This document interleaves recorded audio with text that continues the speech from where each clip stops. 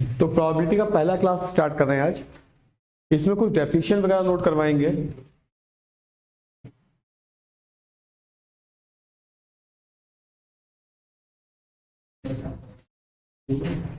इसमें कुछ डेफिनेशन वगैरह है, जो डेफिनेशन का बहुत ज्यादा यूज नहीं होता है, लेकिन डेफिनेशन इसे समझनी चाहिए कि क्वेश्चंस में कभी कभी बीच में कुछ दी होती है डेफिनेशन। तो अब अगर डेफिनेशंस का वो टर्म्स नहीं मालूम होते हैं तो ये प्रॉब्लम आती है कि हमको टर्म नहीं मालूम तो क्वेश्चन सॉल्व करने में प्रॉब्लम आती है। दूसरा जो परम्यूटेशन कॉम्बिनेशन बताया था वही चीज यहाँ बता दें।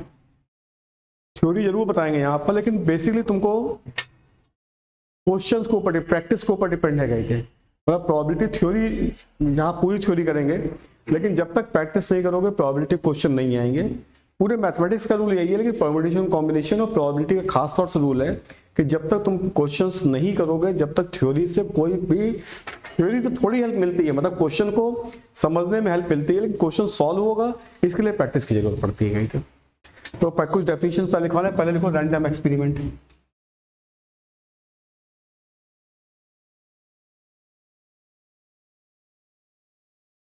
Random experiment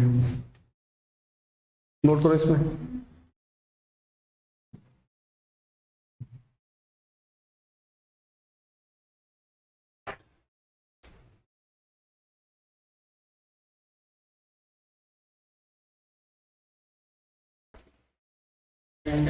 Random experiment. An experiment whose outcomes, an experiment whose outcomes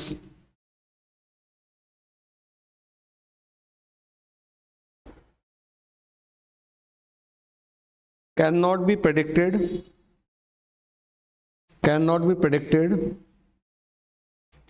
with certainty, cannot be predicted with certainty is called random experiment,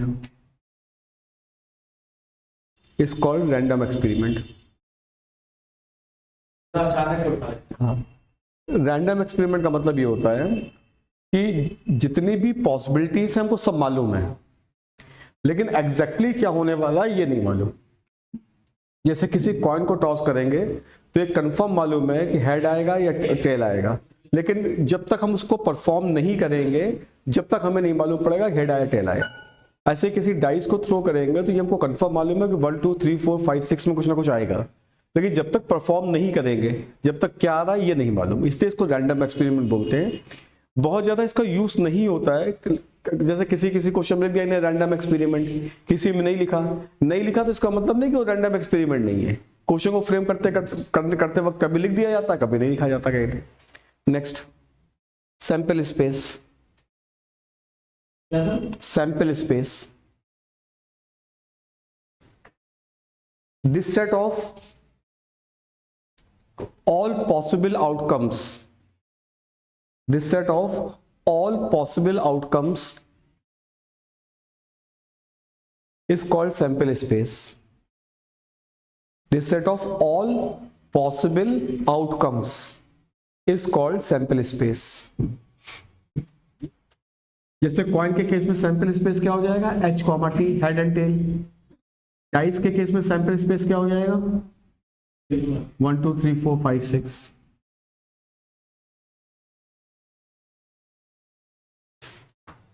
इसके बाद N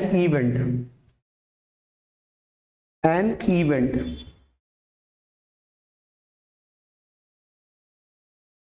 the subset of sample space. An event the subset of sample space, this subset of sample space. Event का मतलब होता है कि जो हमको requirement है, जैसे कहा जाए कि what is the chance of coming head in the coin, in the one throw of coin. तो अगर किसी कॉइन में हेड आने की हमको चांस चाहिए तो वो इवेंट का सेट है, मतलब हेड हो गया इवेंट का सेट। नेक्स्ट इज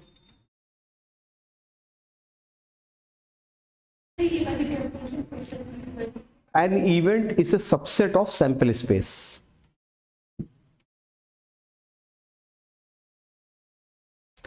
मतलब इवेंट का मतलब होता है जो चीज हमको जरूरत है। जैसे कहा जाए कि what is the chance of coming head in a throw of coin, तो हेड का सेट जो हो गया वो इवेंट का सेट हो गया। इसके बाद mutually exclusive event. Mutually exclusive event,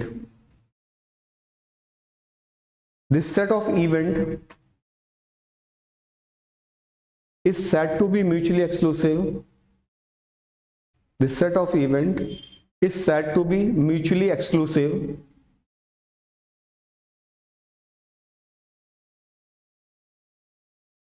if occurrence of mutually exclusive, a set of event is said to be mutually exclusive if occurrence of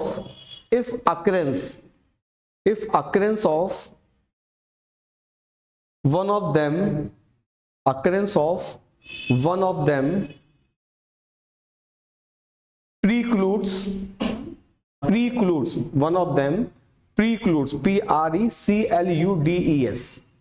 precludes precludes का मतलब रोकना। precludes क्या मतलब था? रोकना किसी चीज को रोकना, स्टॉप करना। precludes the occurrence of any of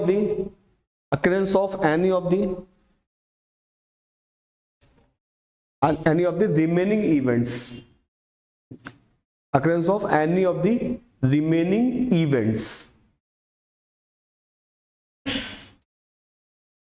अब जैसे हम E1 और E2 हमारे पास दो म्यूचुअली एक्सक्लूसिव इवेंट है, E1 and E2 mutually exclusive है। तो E1 इंटरसेक्शन E2 क्या हो जाएगा, नल सेट आ जाएगा। E1 इंटरसेक्शन E2 जो होगा वो नल सेट हो जाएगा। यहां पर जो है हम प्रोबेबिलिटी सिंबल इस्तेमाल के लिए ना, क्योंकि प्रोबेबिलिटी ऑलमोस्ट सभी को मालूम होता है। अभी हम प्रोबेबिलिटी डेफिनेशन नहीं किए, डेफिनेशन बाद में करेंगे, सिंबल हम यूज किए लेना अभी गए थे। तो अगर प्रोबेबिलिटी दो इवेंट म्यूचुअली एक्सक्लूसिव है तो उनकी प्रोबेबिलिटी क्या हो जाएगी, 0 हो जाएगी। अगर दो इवेंट म्यूचुअली एक्सक्लूसिव है तो उनकी प्रोबेबिलिटी, यानी प्रोबेबिलिटी का सिंबल है ये, सिंबल इसलिए यूज कर लिया, सभी को प्रोबेबिलिटी मालूम है कहीं थे। और अभी प्रोबेबिलिटी डेफिनेशन से आखिर में नोट करवाएंगे।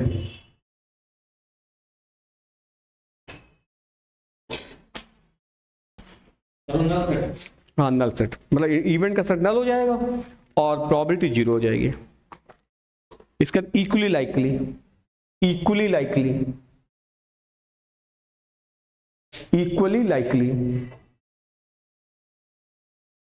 the events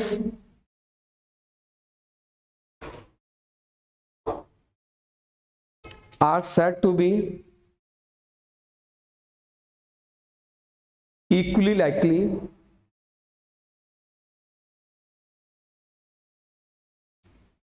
if none of them, event is said to be equally likely if none of them is expected in preference of the other. None of them is expected in preference of the other.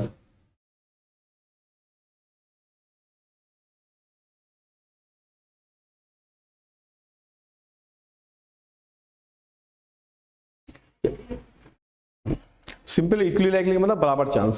जैसे किसी coin को toss करेंगे तो head आने के chance और tell आने के चांस बराबर रहेंगे, तो उसको बोलते हैं इक्वली लाइकली इवेंट्स। जैसे किसी कॉइन को टॉस करेंगे तो 1 2 3 4 5 6 सबके बराबर चांस है। 1 आएगा उसका भी वही चांस है, 2 का भी वही चांस है, 3 का भी वही चांस है, सबके बराबर चांस है। इनको बोलते हैं इक्वली लाइकली इवेंट्स। इसका independent events,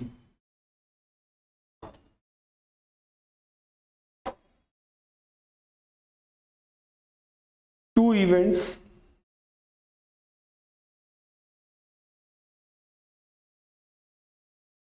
are said to be independent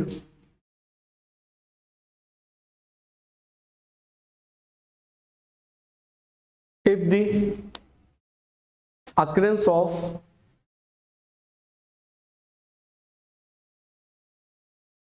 one of them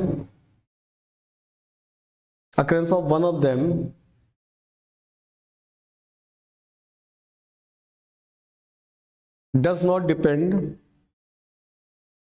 the occurrence of the other,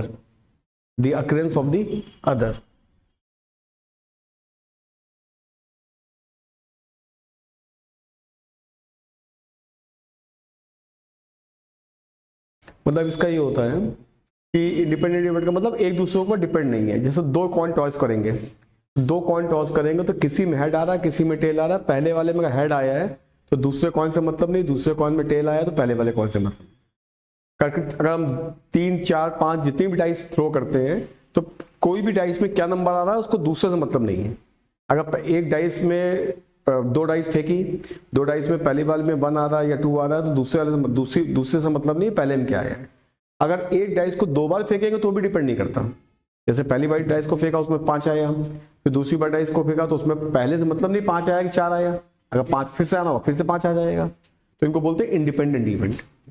अगर E1 and E2 are independent, E1 and E2 are independent,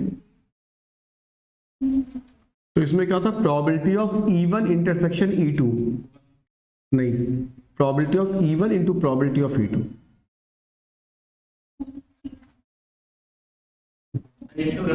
हाँ, into probability of E1 intersection E2 is equal to probability of E1 into probability of E2। ये सब बहुत ध्यान से याद रखना है क्योंकि ये सब चीजें यूज होती है क्वेश्चन में। और क्वेश्चन में ये नहीं लिखा होता कि इंडिपेंडेंट इवेंट है, ये तुमको अपने आप सोचना है इंडिपेंडेंट है कि नहीं है। मतलब ये तुमको अपना यही तुमको प्रैक्टिस करनी पड़ती है। प्रैक्टिस समझ में आता है कि कौन से इवेंट इंडिपेंडेंट है। थ्योरी में तो सब ठीक है, इंडिपेंडेंट बता दिया तुमको, लेकिन जब क्वेश्चंस करोगे तब चीजें समझ में आएंगी कौन से इंडिपेंडेंट है कौन से इंडिपेंडेंट नहीं है। इसके बाद exhaustive event, exhaustive event,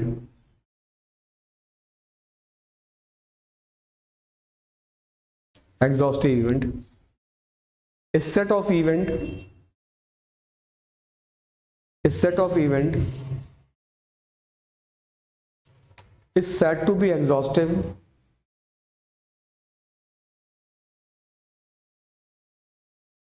if the occurrence of if the occurrence of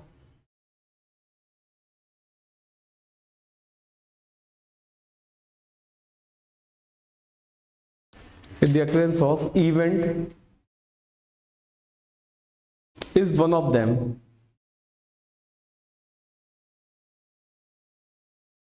जैसे कि हम कॉइन का केस लेते हैं,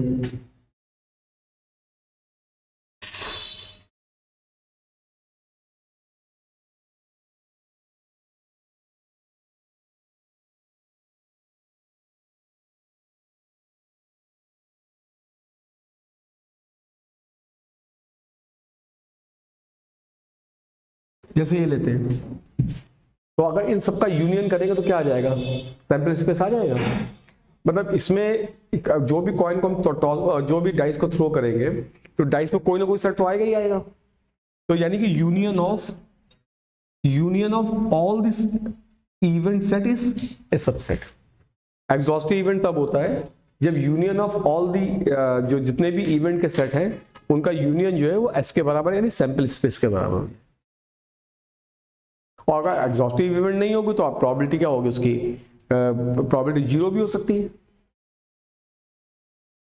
अब जैसे कॉइन के केस में अगर मान लो हम ये वाला सेट हटा दें E3 वाला, तो प्रोबेबिलिटी ऑफ कमिंग 6 क्या हो जाएगी, 0।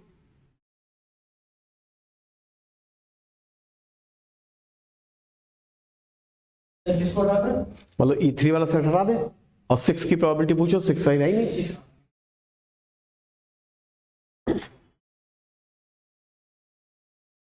इसका definition of probability, definition of probability,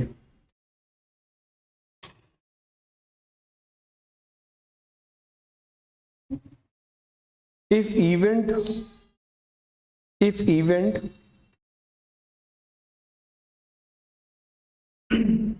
to occur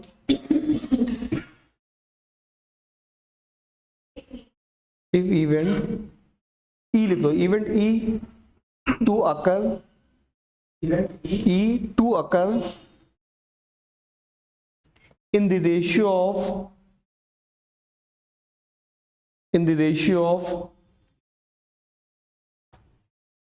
number of cases in favor to the total number of cases,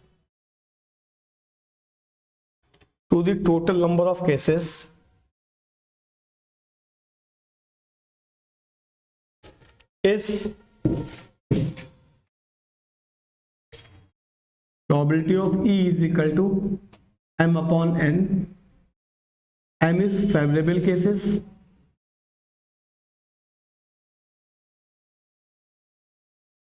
n is total cases.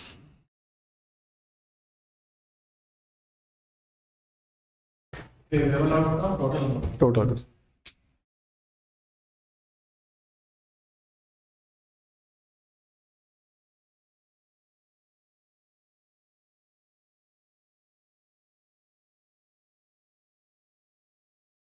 एक डेफिनेशन और बतानी है अभी, पहले एक एग्जांपल करवा रहे उसके बाद डेफिनेशन को बता रहे हैं। एग्जांपल लिखो। A dice is thrown. A dice is thrown. Find the probability of getting. Find the probability of getting. First part. An even number. Getting. कई पार्ट है, पहला पार्ट है an even number. दूसरा पार्ट है prime number, third part है number greater than equal to 3, number greater than equal to 3, equal to 3 हाँ। Fourth part है number less than equal to 4, number less than equal to 4। Fifth part है greater than 6,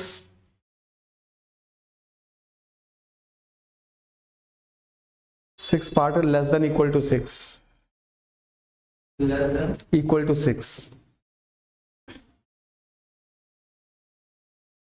less than equal to 6। तो पहले वाला even number, हाँ, total cases 6 गए थे dice में, और इवन नंबर की 2, 4, 6, तो 3 केसेस हैं। तो पहले पार्ट की प्रोबेबिलिटी कितनी हो गई 1/2। सेकंड पार्ट प्राइम नंबर बोला गया, प्राइम नंबर होते हैं 2, 2, 3, 5, 2, 3, 5, तो 3/6। Third part less than equal to 3, greater than equal to 3 है, तो 3, 4, 5, 6, नहीं greater than equal to 3 6। Fourth वाले में क्या है लेस देन इक्वल टू 4 है, तो 1, 2, लेस देन इक्वल टू हाँ लेस देन 4। फिफ्थ पार्ट में क्या है ग्रेटर देन 6 0 ग्रेटर देन 6 0, क्योंकि 0 से और इसके 6/6 1।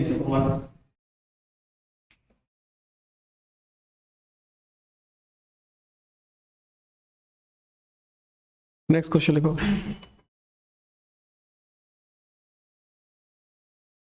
Two dice are thrown.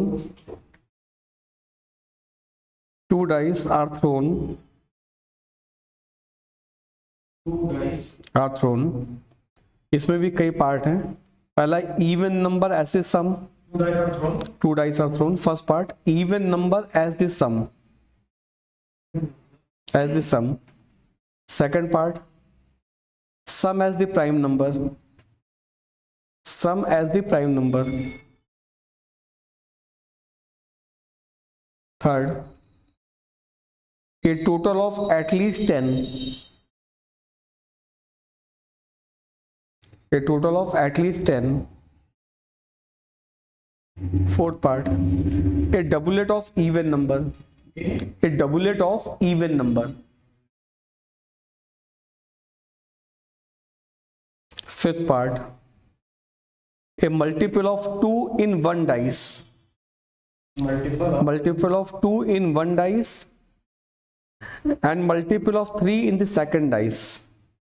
Multiple of 2 in one dice and multiple of 3 in second dice. Sixth part, same number on both the dice. On both the dice. हाँ, इसके बाद last है multiple of 3 as a sum, multiple of 3 as a sum, of 3 as a sum. 1 2 3 4 5 6 है ना? हाँ,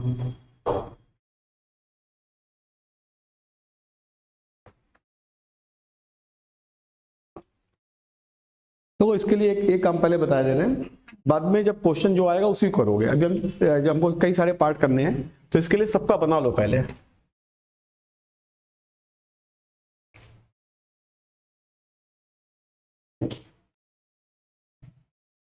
जैसे सम 2 आ सकता है, 3 आ सकता है, 4 5 6 7 8 9 10 11।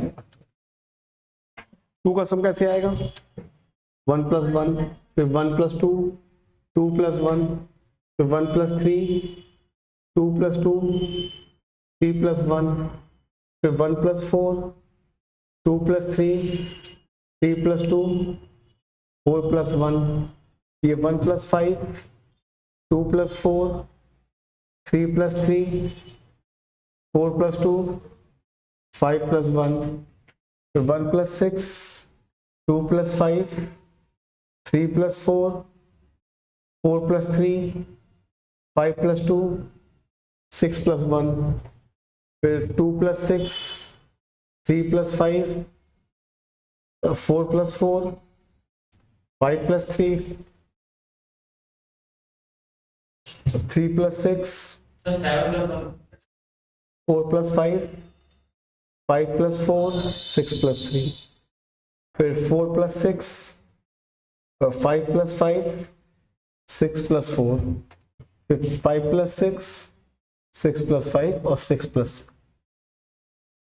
इसमें क्या होता है, 1 से लेके 6 तक बढ़ता है। 1 2 3 4 5 6, फिर 5 4 3 2 1। एग्जामिनेशन पूरा नहीं बनाना है तुमको, जो क्वेश्चन कहा जाएगा वो करना है। हमने इसलिए सारे पॉसिबिलिटी बता दी कि क्या क्या पॉसिबिलिटीज होती हैं इसकी। कहीं बाकी तुमको जैसे एग्जामिनेशन में सम 8 कहा जाए तो 8 केवल करोगे, पूरा थोड़ा करोगे कहीं। तो जो एग्जामिनेशन में कहा जाएगा उसको करेंगे। अब जैसे इसमें कहा गया है इवन नंबर एज दिस सम, तो इवन नंबर सम यानी 2 का सम 4 6 8 10 या 12। टोटल केस कितने होंगे? पहली डाइस में 6 तरीके से और दूसरी डाइस में 6 तरीके से 36। अब सम इवन 1 2 3 4 5 6 7 8 9 10 11 12 13 14 15 16 17 18 18 कैसे हो गए? नहीं, अभी दूसरा तरीका बता रहे कहीं। अभी हम कह रहे हैं कि हमने पूरा जो बना दिया उसके हिसाब से करते हैं। सम इवन कैसे आएगा? सम इवन कहते हैं दोनों नंबर इवन हो या दोनों नंबर ऑड हो। इवन सम कैसे आता है? दो नंबर का सम इवन होता है अगर दोनों नंबर इवन हो जाएं या दोनों नंबर ऑड हो जाएं। तो अब दोनों नंबर इवन चाहिए पहले, तो इवन नंबर क्या कौन कौन से हैं इसमें? 2 4 6। 8 ये वो सम की बात है। हम बोल रहे हैं अगर सम इवन आएगा तो दोनों नंबर इवन हो तो सम इवन आ जाएगा, और दोनों नंबर ऑड हो तो सम ऑड आ जाएगा, और दोनों नंबर ऑड हो तो सम इवन आ जाएगा। जैसे 3 + 7 को जोड़ो तो 10 आता है, और 2 + 4 को जोड़ो तो 6 आता है। तो अगर दोनों नंबर ऑड है तो सम इवन आता है, और दोनों नंबर इवन है तो सम इवन आता है। तो हाँ, तो अगर दो नंबर इवन ले लें तो इवन इसमें सम इवन नहीं है, दोनों नंबर इवन है। तो डाइस में इवन नंबर कौन कौन से होते हैं? 3 और 3, 9 तरीके हो गए। या फिर दोनों नंबर ऑड हो तो भी इवन आता है। तो क्या वो 3 18 आ गया। ये तो हमने इसलिए क्या हमने लिख दिया था एग्जाम में, कहा था हमने लिखने से पहले ही कहा था कि एग्जामिनेशन में हम क्वेश्चन के हिसाब से करेंगे। अगर सम इवन कहा गया दोनों नंबर इवन हो तो सम इवन आएगा, दोनों नंबर ऑड हो तो सम इवन आ जाएगा। तो 9 और 18 होगा, वही तो 18 यहां से काउंट हुए थे। क्लियर ना? कहीं थे तो एग्जामिनेशन में ये मेथड करोगे, ये नहीं करोगे, क्योंकि वहां हमको पूरी टेबल थोड़ा बनानी है। हमको तो वहां पे जो क्वेश्चन दिया उसको करना खाली। बनाया हमने इसलिए था कि इससे समझ में आती चीजें कि सम 9 कब आएगा, सम 8 कैसे कर तुम लोग सब लोग हैं, लेकिन इसको एक बार नोट कर लो, वो तो कभी छूटेगी नहीं चीजें। तो ये नोट करने में एडवांटेज आता है। कहते हैं मुश्किल 2 मिनट लगेगा, तो इसको नोट कर लो।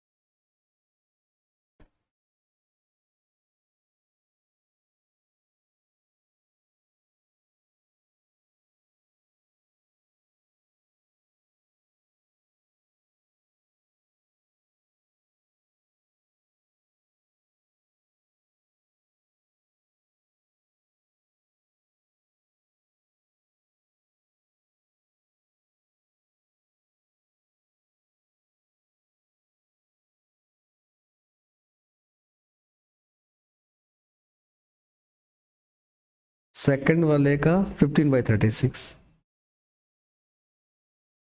अब जैसे समय से प्राइम नंबर कहा गया, तो फिर तुमको काउंट करना पड़ेगा। फिर हमारे पास हिसाब नहीं है कि हम कहीं तो सोचोगे कि कोई शॉर्टकट मार दें।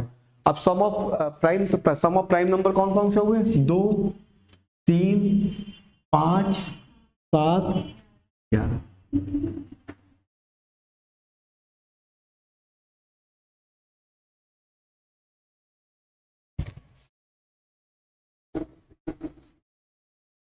सम प्राइम नंबर प्राइम का कितने होगा? 1, 2, 3, 4, 5, 6, 7, 7, 8, 9, 10, 11, 12, 13, 14 ही हुए। 1, 2, 3, 4, 5, 6, 7, 8, 9, 10, 11, 12, 13, 14, 15, 2, 11 के 2, 15, 15 बाई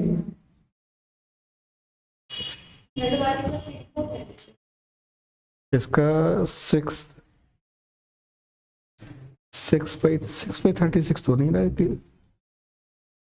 33/36 आ रहा है। कम से कम 10 होना चाहिए सम।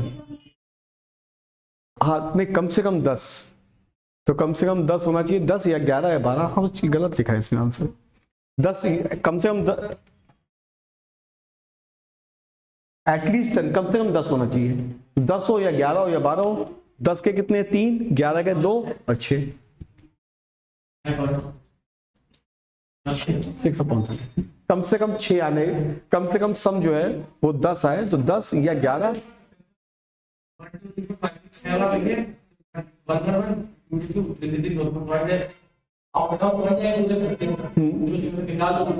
हाँ तो करना तो वही पड़ेगा ना, करना तो वही पड़ता है ना। हाँ कर सकते हो। इसके बाद डबुलेट ऑफ इवन नंबर। डबुलेट का मतलब क्या होता है? Same number. Doublet of even number,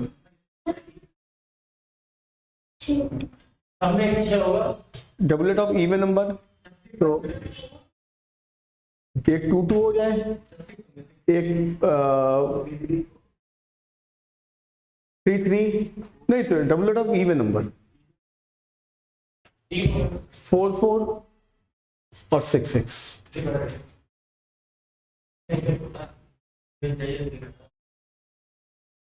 doublet of even number भाई 2 2 4 4 6 6 होगा। इसे देख, उसमें ढूंढने की जरूरत ही नहीं है, वो तो बना हुआ था इसलिए बता दिया उससे। अदर डबुलेट ऑफ इवन नंबर का मतलब क्या? 2 2 2 2 4 4 6 6। इसके बाद a multiple of 2 on 1 and multiple of 3 in second. एक डाइस में मल्टीपल ऑफ 2 हो, एक डाइस में मल्टीपल ऑफ 3 हो।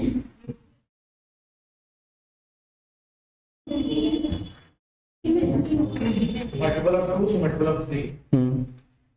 एक डाइस में मल्टीपल ऑफ 2 और एक डाइस में मल्टीपल ऑफ 3 हो। 1 2, तो एक डाइस में मल्टीपल ऑफ 2, एक में मल्टीपल ऑफ 3, 2 3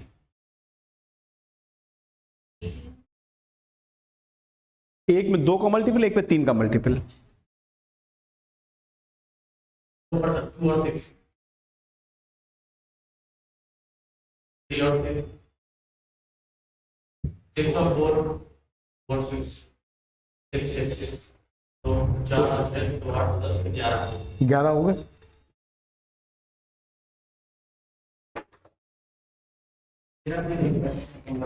एक में मल्टीपल ऑफ 2, एक में मल्टीपल ऑफ 3 हो।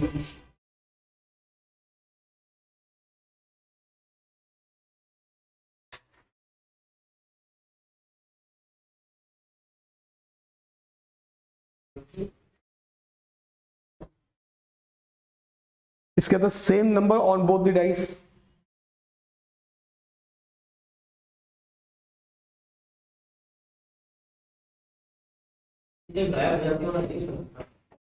Same number on both the dice क्या होगा? Same number on both the dice 6 होंगे। 1 1 2 2 3 3 4 4 5 5 6 6।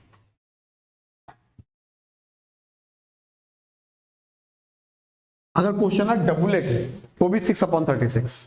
Same number on both the dice या डबुलेट की प्रोबेबिलिटी में, डबुलेट का मतलब यही होता है सेम नंबर। और इसके बाद लास्ट में मल्टीपल ऑफ 3 ऐसे सम, मल्टीपल ऑफ 3 ऐसे सम। तो मल्टीपल ऑफ 3 ऐसे सम कौन कौन से हो गए? एक 3 वाला, एक 6 9 12। तो 3 का सम कितना हुआ? 2 केसेस, 3 4 5 6 7 8 9 10 11 12।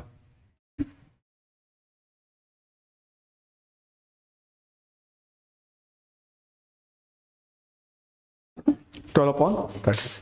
मल्टीपल ऑफ 3 समझ में ना, 3 6 9 12। ये केवल क्वेश्चन प्रैक्टिस के लिए करवाया था, मतलब इसमें से एक ही क्वेश्चन कोई आता है, पूछ लिया डबलेट की प्रोबेबिलिटी क्या है, या इस टाइप का कोई भी क्वेश्चन आएगा।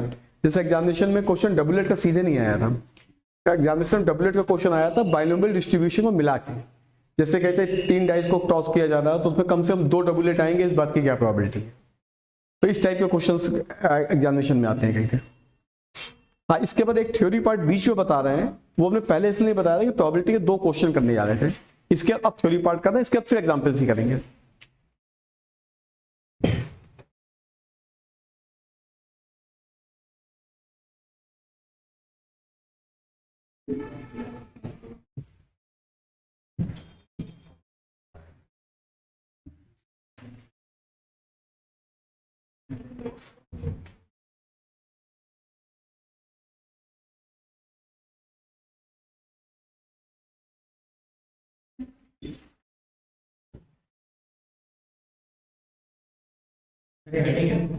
बात ऐड ही मान लो या थ्योरी का पार्ट मान लो।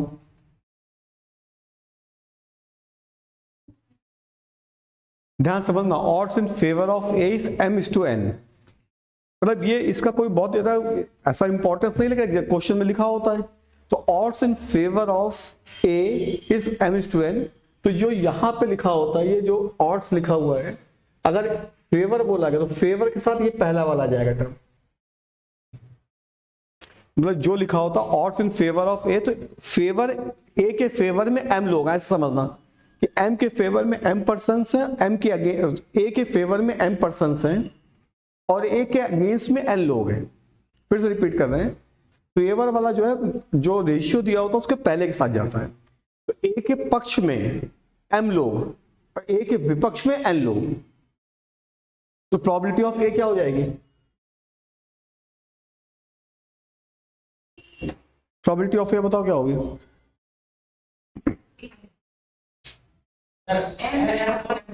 m/n+n। समझ आ गया ना? फेवर में m लोग हैं और अगेंस्ट में तो टोटल m+n हो गए। और फेवर में प्रोबेबिलिटी फेवर की, अगर प्रोबेबिलिटी ए के अगेंस्ट की निकालनी हो n/।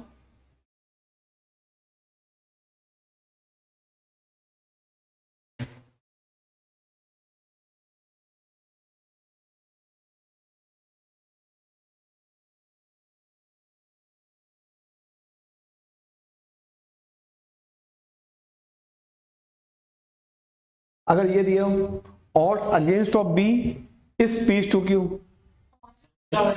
उल्टा नहीं होगा, अगेंस्ट वाला वर्ड पी के साथ जाएगा।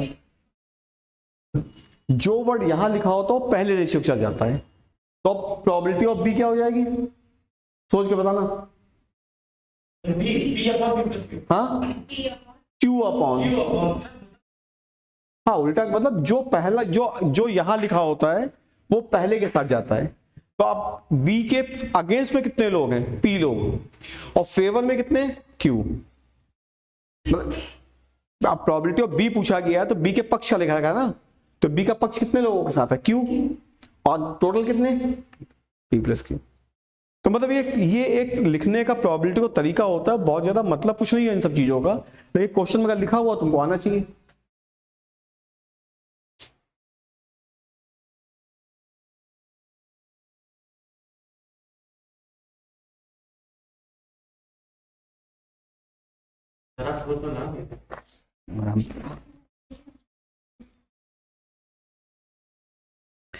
हाँ, एक एग्जाम्पल लिखो एक। The odds in favor of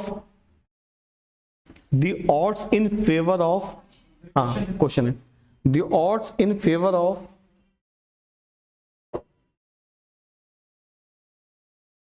an event are 3:5. Odds in favor of An event are 3:5. Find the probability of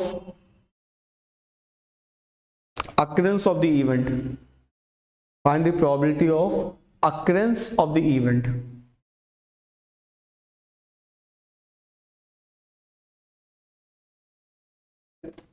Occurrence of the event. Probability of occurrence of the event, हाँ 3/8। occurrence निकालनी है तो favour में 3 लोग हैं, total 8 है, total 8 है तो 3/8।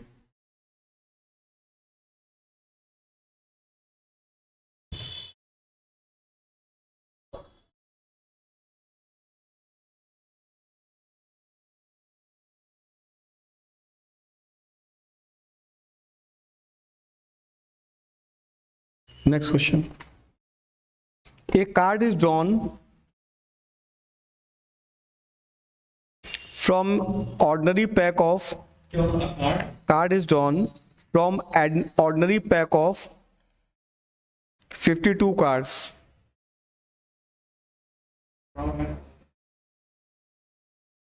and a gambler from an ordinary pack of 52 cards and a gambler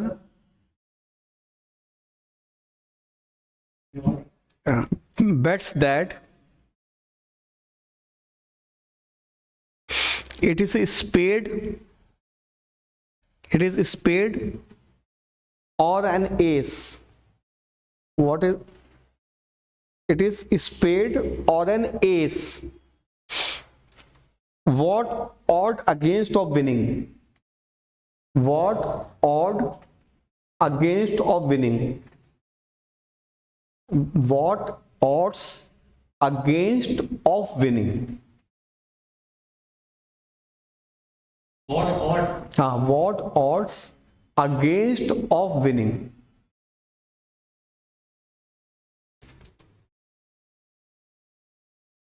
favour में इसका कितना है प्रोबेबिलिटी, या तो स्पेड है या एस है। स्पेड कितने होते हैं, 13, स्पेड 13 और एस, लेकिन एस एक एस निकल गया स्पेड के साथ, तो टोटल 13 स्पेड हो गए और 3 एस बचे, तो 16 हो गए।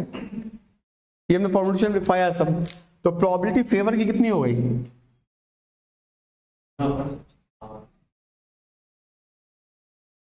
4/13 हो गई। तो उसके पक्ष में कितने लोग हैं, 4 लोग, और अगेंस्ट में कितने हैं, अगेंस्ट में 9 लोग, टोटल 13 थे, पक्ष में 4, तो अगेंस्ट में कितने हुए, 9। तो अगेंस्ट की प्रोबेबिलिटी क्या हो गई,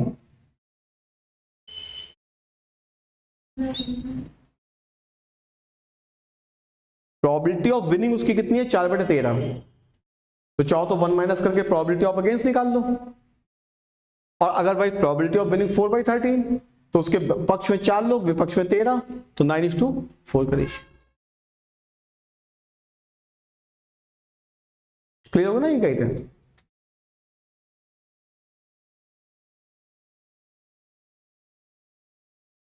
प्रोबेबिलिटी की वैल्यू जो होती है हमेशा 0 से 1 के बीच में होती है। 0 भी हो सकती है, 1 भी हो सकती है। Value of probability lies between 0 and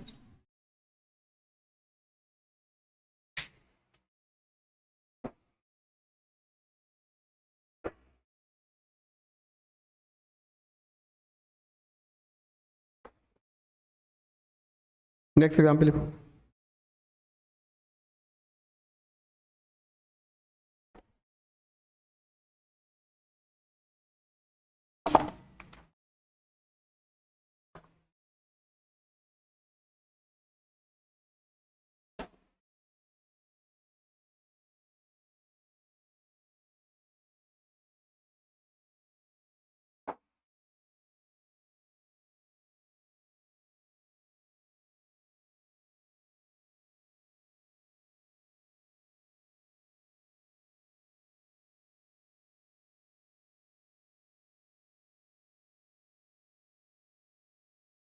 A six-phase dice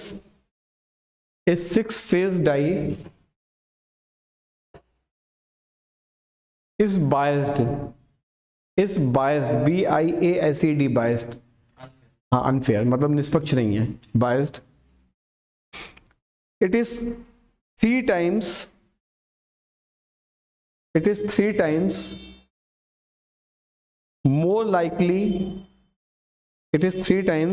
more likely to show odd number than to show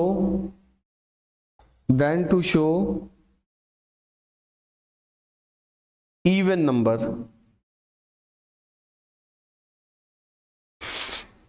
It is thrown twice.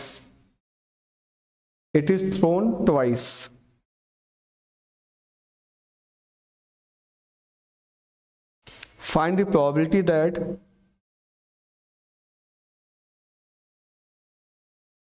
the sum of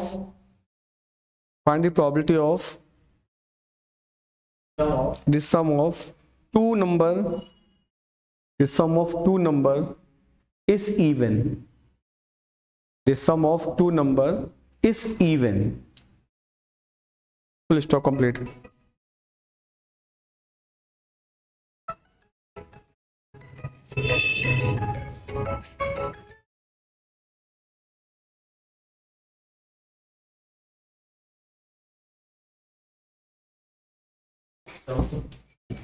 ज्यादा जो और नंबर ही लिखना था, मतलब इसमें लिखा हुआ है कि probability of more likely to show three times to show an odd number. 6/36 नहीं आ रहा।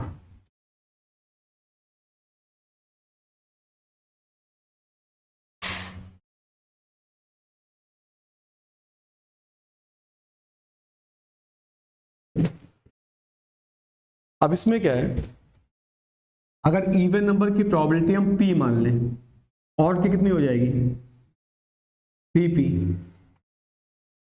ऑड नंबर आने की थ्राइस है ना, ऑड नंबर आने की 3 टाइम्स है इवन नंबर की। तो अगर किसी डाइस को फेंकोगे, बायस्ड हो अनबायस्ड हो, कुछ ना कुछ नंबर तो दिखेगा। तो इवन और ऑड दोनों का सम कितना हो जाएगा इसमें, p + 3p = 1। तो p = कितना आ गया 1/4।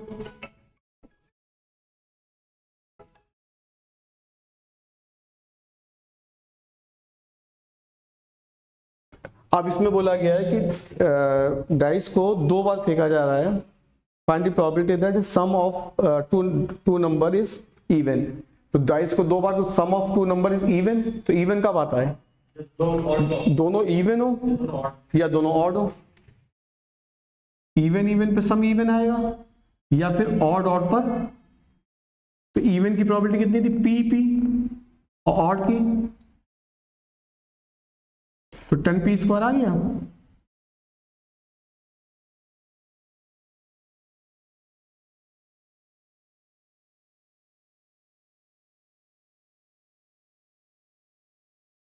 ठीक है ना, कहते हाँ ये answer.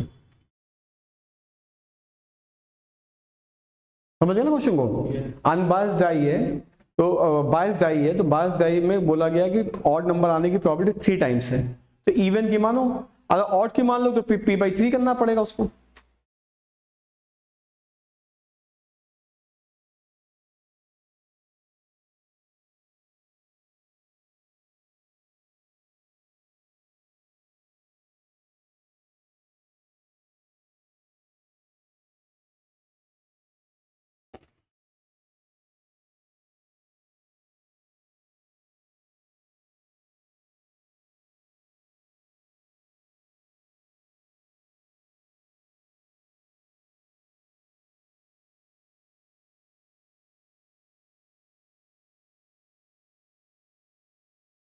Next question,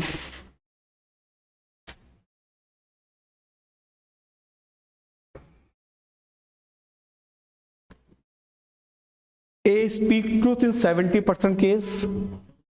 A speak मतलब ए कोई पर्सन है, A speak truth in 70% case, in 70% case, and B 70% case, and B in 60% case.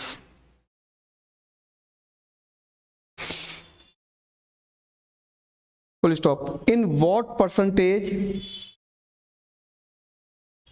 of cases they are likely to contradict, they are likely to contradict each other,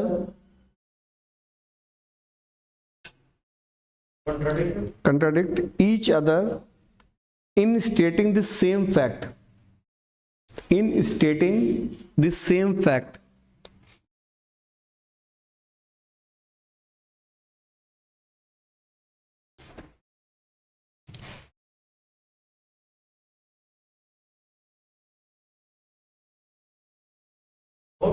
हाँ चलो, question आसान question है, कहीं था।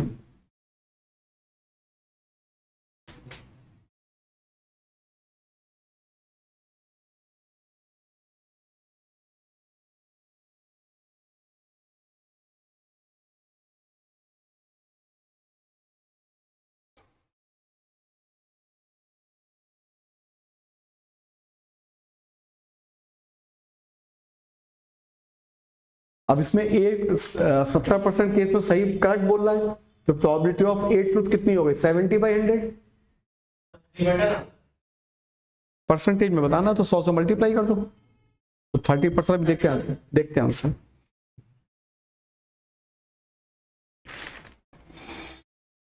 Answer इसका 23% आ रहा है, नहीं 46%, 46%।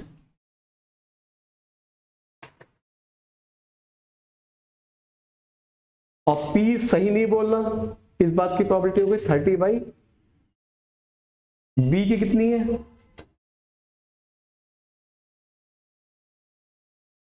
तो P के सही नहीं बोलने की प्रोबेबिलिटी। अब एक स्टेटमेंट को बोलते हैं और वो कंट्राडिक्ट करें। कंट्राडिक्ट का मतलब होता है एक सच बोले एक झूठ बोले तो कंट्राडिक्ट हो जाएगा। अगर जैसे कहा जाए कि एक कहे ब्लैक बोर्ड है और एक कहे ब्लैक बोर्ड नहीं है, तो कंट्राडिक्ट तभी तो होगा आपस में। एक सच बोले कि ब्लैक बोर्ड है और दूसरा बोलेगा झूठ के ब्लैक बोर्ड नहीं है, तो कंट्राडिक्ट तभी तो होगी चीजें। तो ए ने सच बोला और बी ने गलत बोला, या ए ने गलत बोला और बी ने सही बोला, तो प्रोबेबिलिटी 70/100 इंटू 40/100 प्लस 30/100 इंटू 60/100। तो कितना हुआ?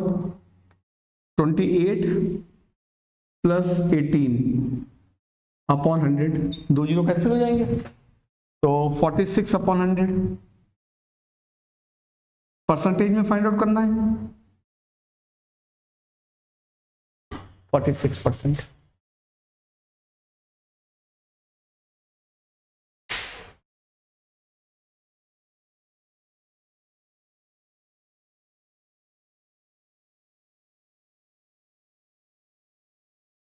अगर इसी में सहमत वाला आता तो क्या करते? दोनों एग्री हैं, चाहो तो इस वाले क्वेश्चन को 1 माइनस कर देते हैं, 1 माइनस, इसको 1 माइनस कर सकते थे, लेकिन अगर हमको 1 माइनस तो करना नहीं, हमको एक ही क्वेश्चन तो आएगा, तो या तो P A P B plus P A bar P B bar. Next question, A and B are independent witness, A and B are independent witness in a case, independent witness in a case.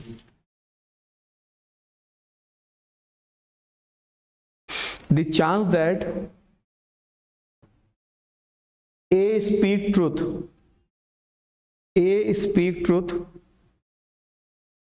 is X, truth is X, and B speaks is Y. Full stop. If A and B speaks Y. हाँ Y. If A and B agree in certain events, if A and B agree in certain event,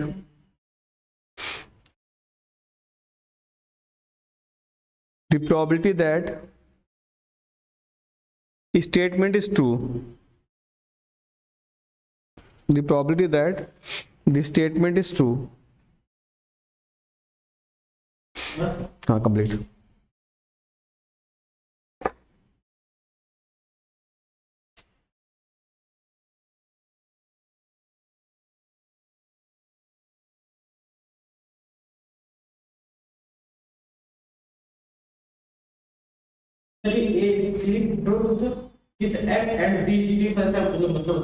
मतलब ए जो है x बार truth बोल रहा है, x times truth बोल रहा है, बी वाई टाइम्स ट्रूथ बोल रहा है, और वो एक सर्टेन इवेंट पे एग्री कर रहे हैं। तो एग्री दोनों कब होंगे? दोनों सच बोले या दोनों झूठ बोले, तब भी एग्री कर जाएंगे। तो टोटल इवेंट कितने हुए?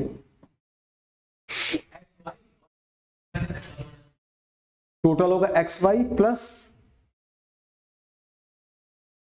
दोनों ट्रू बोले या दोनों फॉल्स बोले, तभी तो एग्री होंगे। और अब तुमको प्रोबेबिलिटी निकालनी सच की, तो सच ऊपर लिख दो।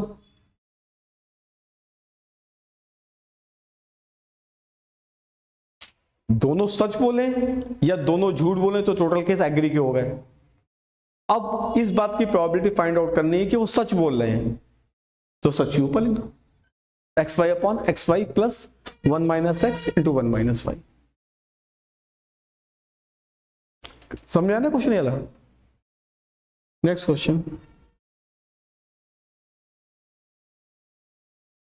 a determinant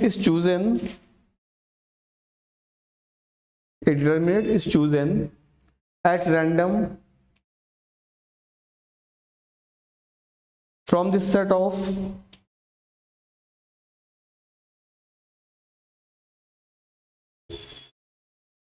all determinants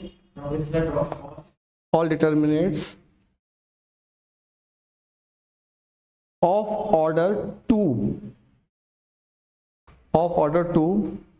with element 0 and 1,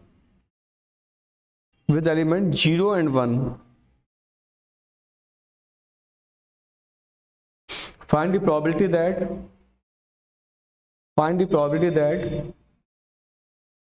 chosen determinant is non-zero. Find the probability that chosen determinant is non-zero.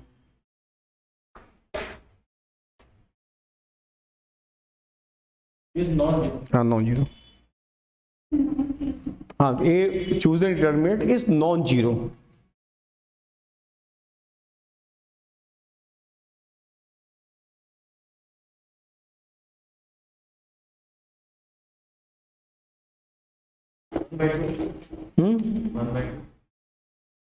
One by two कहाँ से आ जाएगा?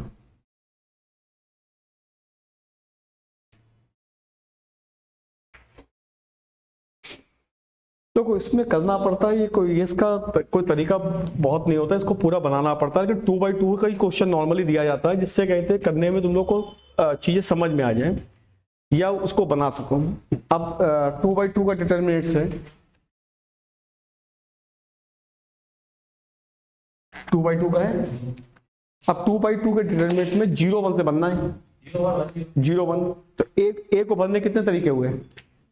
2। बी को बनने के, सी को ऐसे ही, तो टोटल तो 16 तरीके हो गए। अब नॉन जीरो वाला बनाना है।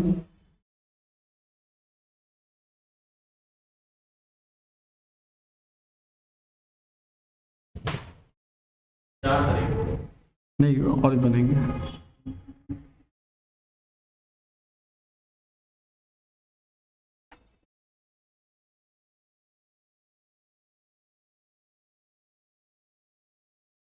ये बनेंगे, 6 बन जाएंगे, तो 6 अपॉन, हाँ 3 जीरो वाले बनेंगे। हाँ 3 जीरो वाले, 3 नहीं तो 0 हो जाएगा तो 6 अपॉन 16 यानी 3/8। बहुत इंपॉर्टेंट सवाल है, ध्यान रखना ये।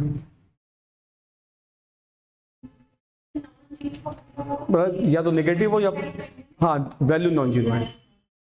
ये इंपॉर्टेंट क्वेश्चन लिखते नहीं है, ये बहुत इंपॉर्टेंट सवाल है कहीं।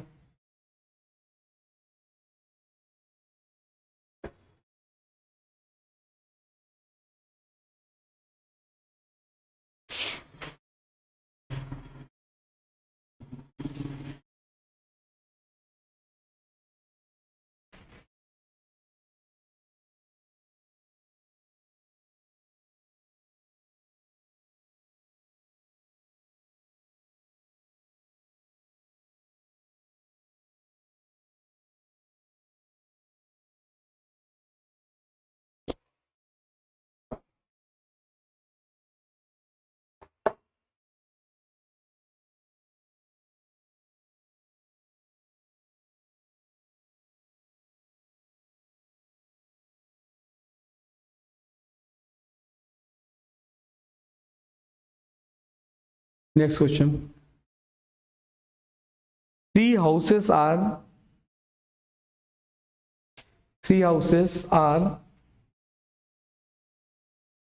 available in a locality. 3 houses are available in locality, comma 3 person apply for the 3 person applies for the houses,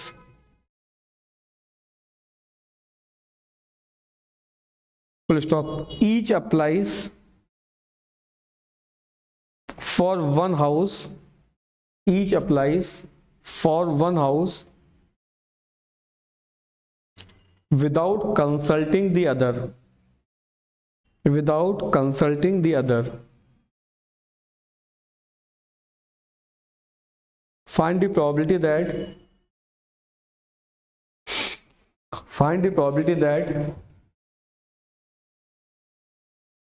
they applied for the same house.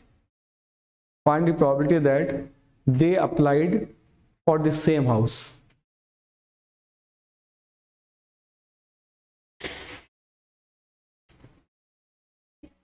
For the same house.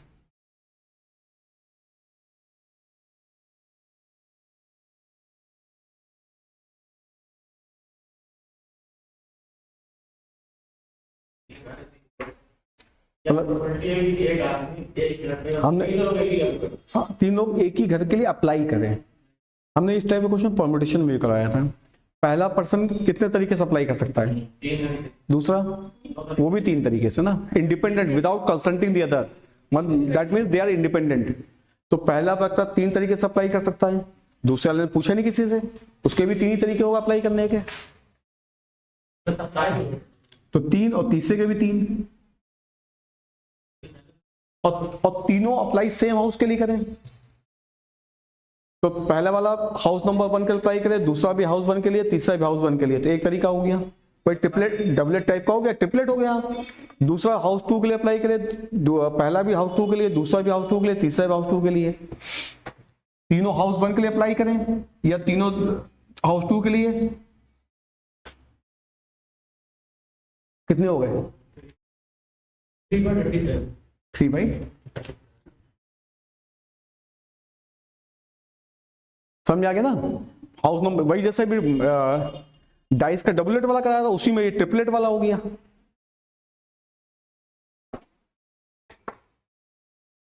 Next question, A and B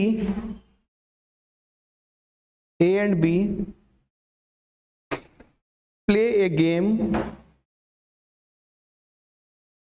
game where each is asked, if each is asked, asked to select a number from 1 to 25, a number from 1 to 25, full stop. If two number match,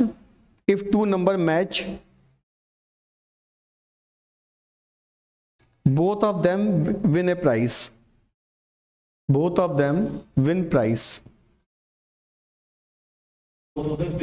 हाँ. Find the probability that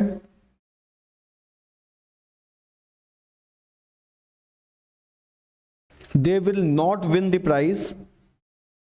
Find the probability that they will not win the prize. They will not win the prize in single trial.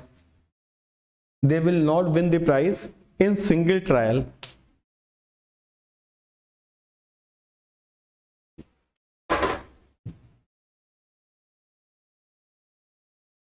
मतलब इसका मतलब है question, पहले वाले व्यक्ति के पास 1 से लेकर 25 तक के चांस है फेंकने के, दूसरे वाले के पास भी 1 से लेकर 25 तक चांस है फेंकने के। दोनों के नंबर मैच हो जाएंगे तब जीत मान ली जाएगी। उनके ना जीतने की प्रोबेबिलिटी बताओ। हाँ, जीतने निकालनी है।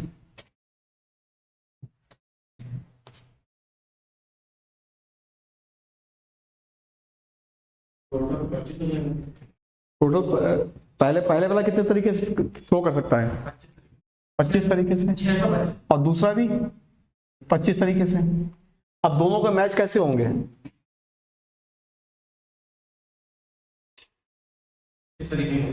25 तरीके। तो ये इसकी विनिंग की हो गई और नॉट विनिंग की।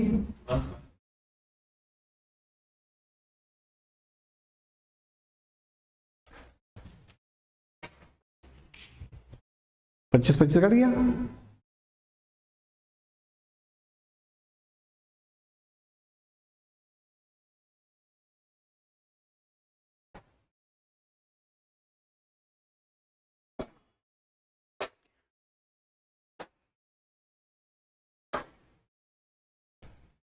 Next question.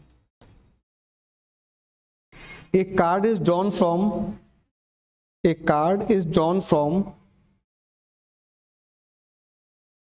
pack of 52 cards.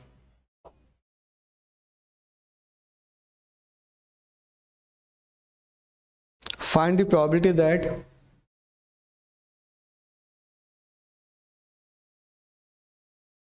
इसके 4 पार्ट है क्वेश्चन के।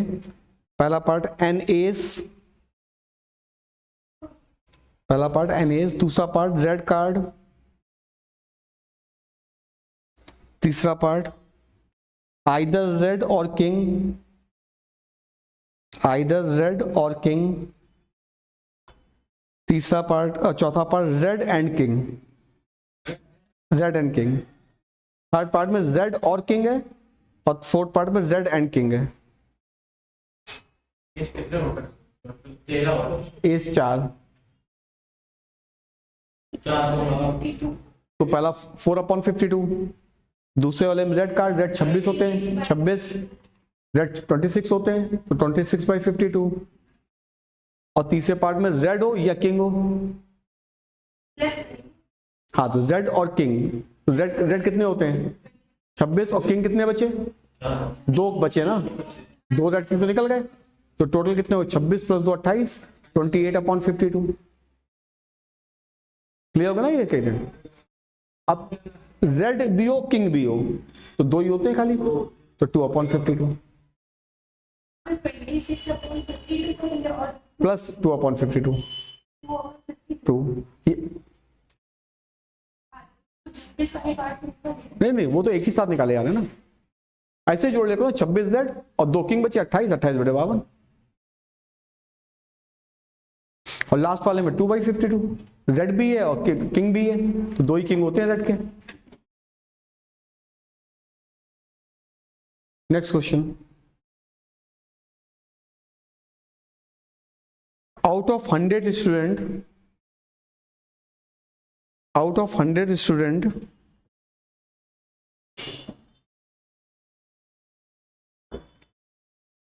in 2 section, out of 100 student in 2 section of 40 and 60 student, of 40 and 60 students, full stop. If you and your friend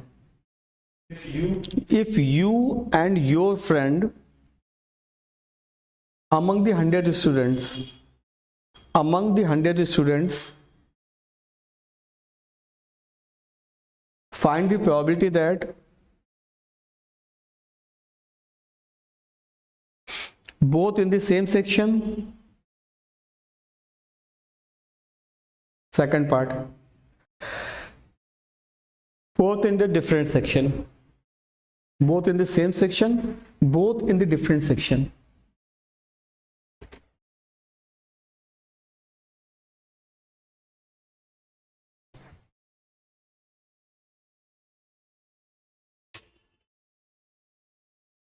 मतलब 100 स्टूडेंट है, 40 और 60 के सेक्शन में है, ये कहा जाता है कि यू एंड योर फ्रेंड, मतलब 2 पर्टिकुलर स्टूडेंट एक ही सेक्शन में आए पहले पार्ट में, और दोनों एक ही सेक्शन में ना आए दूसरे पार्ट। हाँ, या 60 में 2 होंगे।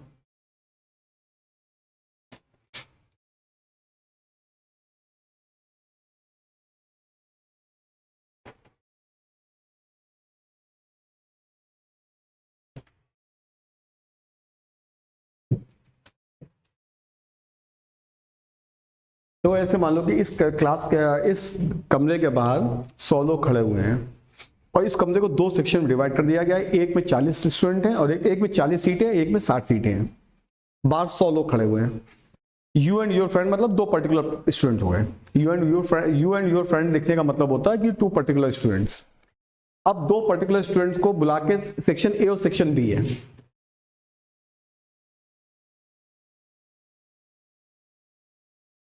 ए में 40, बाहर 100 खड़े थे, उनमें तो 2 लोगों को बुलाया गया। 2 का मतलब आर्बिट्री 2 नहीं, 2 particular, you and your friend नाम से बुलाया गया, और 2 से कहा जाए तुम इस सेक्शन में आ जाओ, 2 से कहा इस सेक्शन में आ जाओ, तो 2 इस सेक्शन में आ गए। अब इस सेक्शन में जगह कितने की बची, 38 की, और बाहर कितने बचे 98, तो 98 में 38 इसमें बुला लिए जाएंगे, और बाकी बचे 60 को दूसरे भेज ही दिया जाएगा, उससे कोई मतलब है नहीं भाई, 38 लोग बुला लिएगा, फिर 60 बच्चे 60 का दूसरे सेक्शन चले जाओ, तो एक ही तरीका तो होगा उसका। या फिर इसमें 2 लोगों को भेज दिया गया, एक तरीका तो ये था, या फिर 60 वाले सेक्शन में 2 को भेज दिया गया, तो इसमें 2 को भेज दिया गया, तो अब इसमें कितनी जगह रह गई 58, और फिर 40 बच्चे 40 दूसरे सेक्शन भेज दिए जाएंगे, प्लस हो गया ना। और कहा गया या तो इसमें पहले भेजे जाएं 2 स्टूडेंट, या इसमें 2, और टोटल कितना होगा 100 में से 40 किसी में भेज दिए गए, तो 60 के 60 अपने आप चले जाएंगे दूसरे में। या 60 पहले भेज दो, बाद में 40 कर दो, अंतर नहीं पड़ता, एक ही केस बनेगा। 40 भेजोगे तो भी एक तरीका दूसरा आएगा, 60 भेजोगे तो भी एक ही तरीका दूसरा आएगा। तो पहले 2 को इधर भेजा, 98 बार बचे, 98 में से 38 को इधर बुला लिया गया, बाकी तो दूसरे सेक्शन में जाना ही एक ही तरीका है, लिखना चाहो लिखो, ना चुको। अब इसमें 2 को बुला लिया गया तो 98 फिर बचे, 98 में से 58 को इस सेक्शन में बुला लिया गया, इसके बाद बाकी बचे 40 को दूसरे सेक्शन में भेज दिया गया, और टोटल तो 100 में से 40 और 60 में से 60। ये सब क्वेश्चन तुम्हारे निमसेट में और सीयूटी में आने वाले चांसेस में है, क्योंकि ये जेई में पूछा गया कि समय रिपीट होने का भी क्वेश्चन है।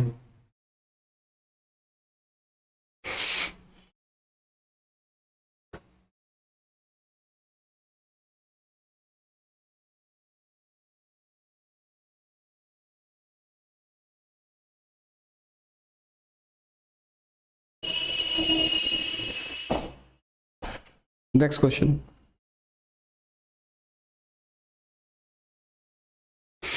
two numbers A and B, two numbers one minus कर दो, डिफरेंट सेक्शन का अगर आ जाए तो 1 से माइनस कर देना इसको। Two numbers A and B, small a small b है, two numbers A and B are chosen at random, two numbers A and B are chosen at random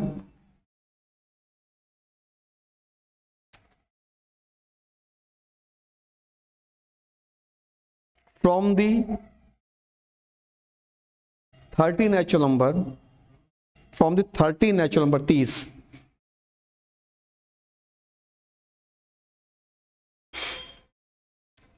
then find the probability that a square minus b square, find the probability that a square minus b square is divisible by a square minus b square is divisible by 3. A square minus b square is divisible by 3.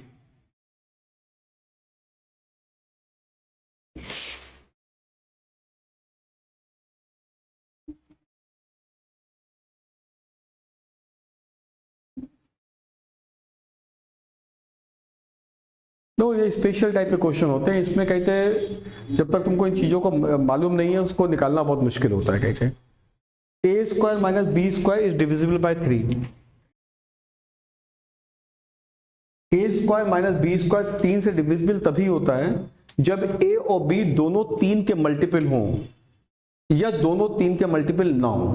जैसे 3 के multiple होने का मतलब एक ले ले 3 और एक ले लेना 9 माइनस 81 72 माइनस 3 से डिविजिबल है, या दोनों 3 के मल्टीपल ना हो।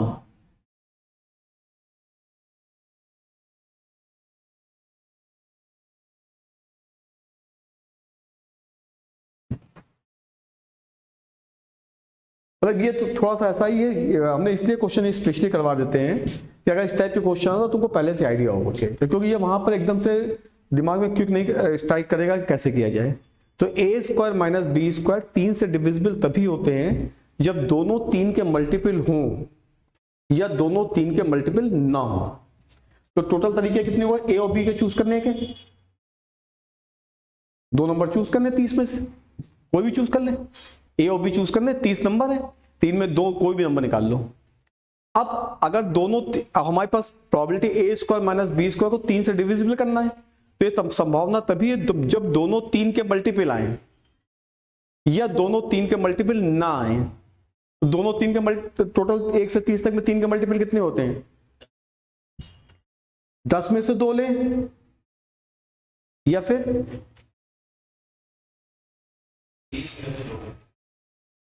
10 में से 2 3 के मल्टीपल, या 20 में से 2 3 के ना multiple.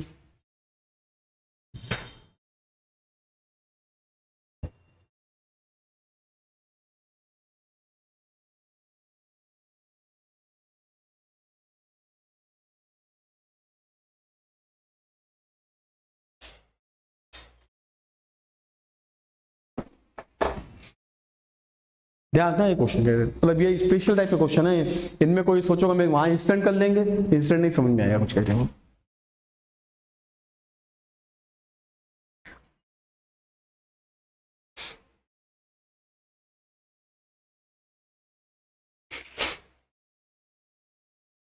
Next question,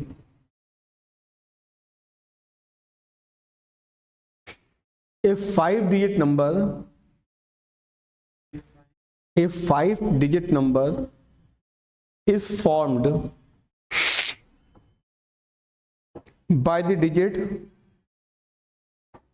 1 2 3 4, by the digit 1 2 3 4 without repetition, without repetition. Find the probability that, find the probability that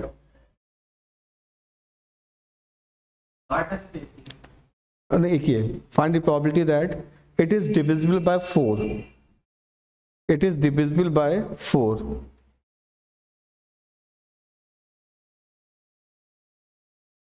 यहाँ तो लास्ट 4 है, मतलब लास्ट के 2 लास्ट के 2 डिजिट अगर 4 से 4 से डिविजिबल, हाँ 2 आ जाए, 4 आ जाए।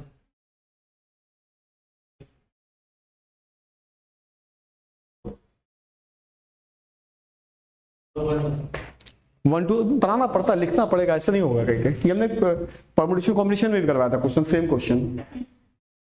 1 2 3 4 5 में बनाना है, 5 डिजिट का तो 3 तो शुरू छोड़ दो, आखिरी के 2 देखने, तो 12 हो सकता है, 24 हो सकता है, 32 हो सकता है, 52 हो सकता है, 44 नहीं हो सकता क्योंकि रिपीटिशन अलाउड नहीं है। तो आखिरी के 2 भरने के कितने तरीके हुए?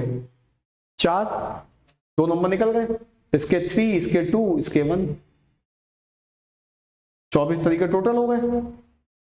और 5 डिजिट के नंबर 5 डिजिट से कैसे बनेंगे?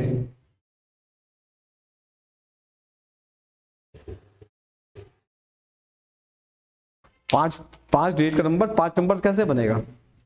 5 फैक्टोरियल, 24/5 फैक्टोरियल। आखिरी के 2 प्लेस भरने के तरीके निकाल लिए इसके, और इसके बाद आखिरी शुरू के भर दिए।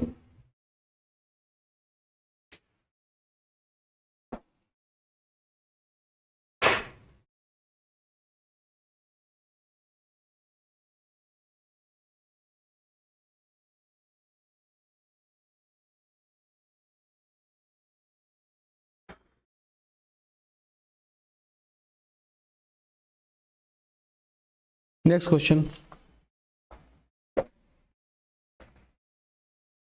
4 cards are drawn. 4 cards are drawn from a pack of 4 cards are drawn. from 4 cards are drawn from pack of 52 cards. 6 part है क्वेश्चन के। First part, all the cards of the same suit, all the cards of the same suit. Second part, all the 4 cards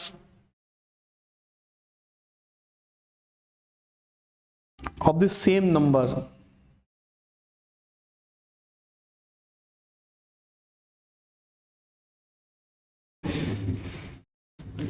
तीसरा part, 2 red and 2 black, 2 red and 2 black.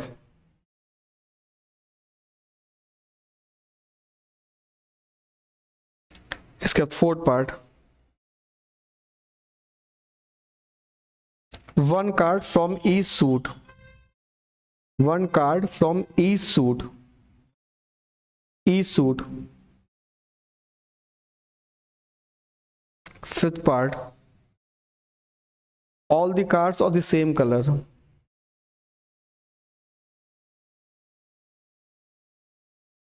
Sixth part, all face card.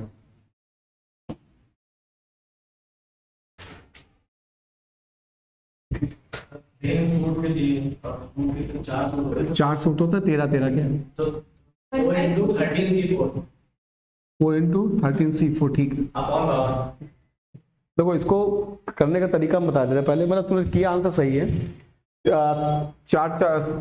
13 के 4 suit होते हैं और चारों card same suit से आने चाहिए। तो 4 में से पहले एक सूट सेलेक्ट किया, अब उनमें से 13 कार्ड चूज कर लिए और 4 कार्ड, 4 में से एक सूट, 13 के 4 सूट थे, पहले एक सूट सेलेक्ट करोगे, उससे उसमें से 4 कार्ड निकाल लोगे।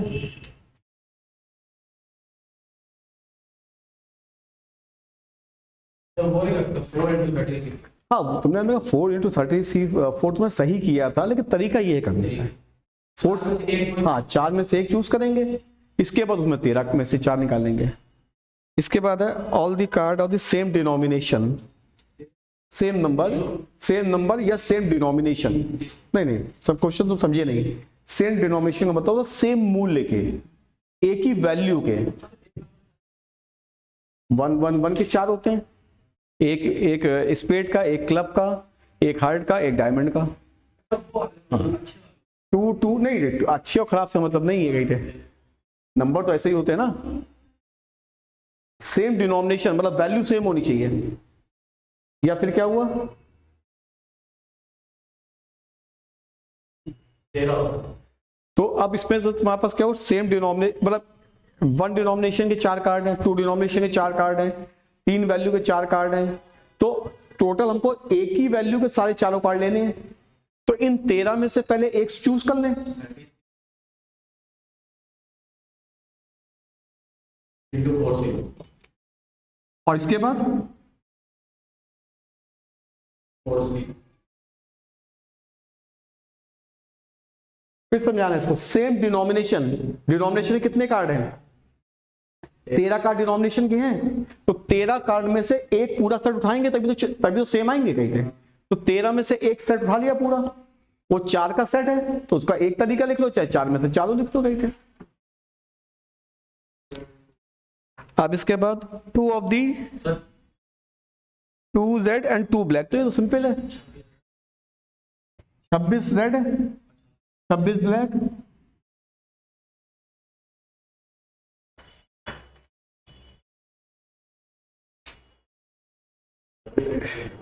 इसके बाद 1 कार्ड फ्रॉम ई सूट। अब ये बताओ, 1 कार्ड फ्रॉम ई सूट, एक कार्ड वाले चारों सूट से एक एक कार्ड आना चाहिए।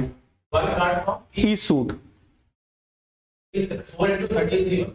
4 into 13 C1 तो ये भी था, 30 नहीं 4 into 13 C1, हाँ ये भी कर सकते हो। अब इससे एक कार्ड,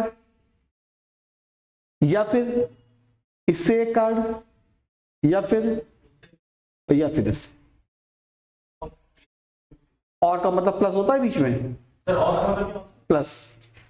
और का मतलब प्लस, एंड का मतलब जैसे यहां पे एंड था, 2 card from red and 2 card from black. यहाँ पे हर एक सूट से एक लेना, तो पहले सूट से एक, या दूसरे सूट से एक, या तीसरे सूट से एक, या चौथे सूट से एक। इसके बाद क्या है, all cards of the same colour, या तो काले होंगे या चारों रेड हो या चारों ब्लैक हो। प्लस प्लस अब और हो गया। ये देख लिया करो ना कि अगर मुझे 4 कार्ड लेने और 4 कार्ड पूरे इससे आ गए तो ऑब्वियस दूसरे से प्लस ही होगा। और जब से यहाँ 2 कार्ड आए थे और दूसरे से 2 कार्ड लेने थे तो 4 हुए कहां थे। लास्ट पार्ट क्या है, all face card. Face card कितने होते हैं, 12। इतने बता चुके हैं, सब ये भूलोगे वहां पे गड़बड़ हो जाएगा। 12 C4 अपॉन